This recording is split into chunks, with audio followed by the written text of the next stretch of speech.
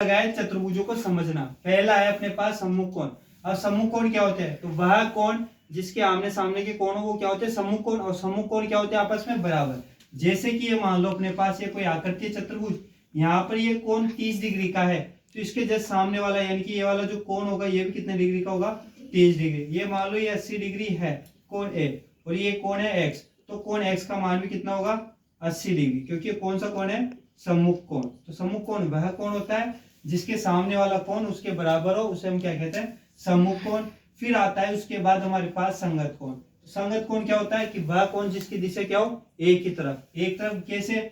जैसे अपन ने ये लिया अपने पास, ठीक है, ये अपने पास ए डिग्री है और ये अपने पास 120 डिग्री है, तो हमने बोला इस कोण की भी दिशा इधर है और इस कोण की भी दिशा क्या है? इधर।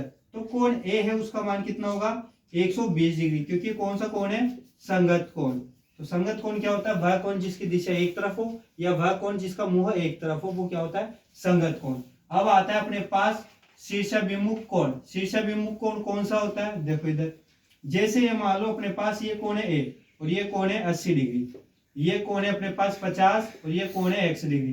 तो जो यहाँ पे कोण x है उसका मान होगा कोण 50 डिग्री के बराबर। क्यों? क्योंकि शीर्षाभिमुख कोण वह कोण होता है जिसकी दिशा क्या हो? विपरीत। जैसे इस कोण की दिशा इधर है और इस कोण की दिशा क्या है? इधर, इसके जस्ट विपरीत है, तो ये कोण x है वो कोण 50 के बराबर होगा। क्यों होगा? क्योंकि कौन सा कोण है? शीर्षाभिमुख कोण। कौन सा कोण है? शीर्षाभिमुख कोण। फिर अपने पास आता है कोण ए है, इसकी दिशा इधर है, कोण एक्स की दिशा इधर, तो हमने बोला कोण ए है वो भी कितना होगा? 80 डिग्री बराबर। कारण ये लिखना है शीर्षाभिमुख कोण, ठीक है। उसके बाद आता है अपने पास एकांतर कोण। एकांतर कोण क्या होता है? वह कोण जिसमें जेड जैसी आकृति बने। ये देखो यहाँ पे जेड जैसी आकृति दिख रही है आपको, यहाँ पे ये जेड जैसी आकृति दिख रही है। अब ये वाला कोण आपके पास x डिग्री है, तो जो कोण x है वो कोण 80 डिग्री के बराबर होगा, क्योंकि ये जहां पे जिस आकृति में जेड जैसी आकृति बन जाए वो कौन सा कोण होता है? एकांतर कोण। अब एकांतर कोण भी हमारे पास दो प्रकार के होते हैं, एक तो अंतः और एक बाह्य। अंतः कोण में क्या होता है? वह कोण जो जेड जैसी आकृति में अंदर की तरफ बने, जैसे ये अंदर की तरफ है, ठीक है, तो हमने बोला कोण x है वो 80 के बराबर होगा, क्योंकि कौन सा कोण है? एकांतर अंतः कोण, ठीक है। उसके बाद आते हैं हम बाह्य कोण। एकांतर कोण हो गया अपना, ठीक है। अब यहाँ पे क्या बोला? आकृति जिसमें जेड जैसे आकृति बने वो होता है एकांतर कोण। एकांतर कोण बोला आपने दो प्रकार के होता है, एक तो अंतः और एक बाह्य। अंतः कोण वह कोण जिसमें जेड जैसे आकृति में अंदर की तरफ हो, तो ये कोण x है वो कोण 80 के क्या होगा? बराबर, क्योंकि कौन सा कोण है? एकांतर अंतः कोण।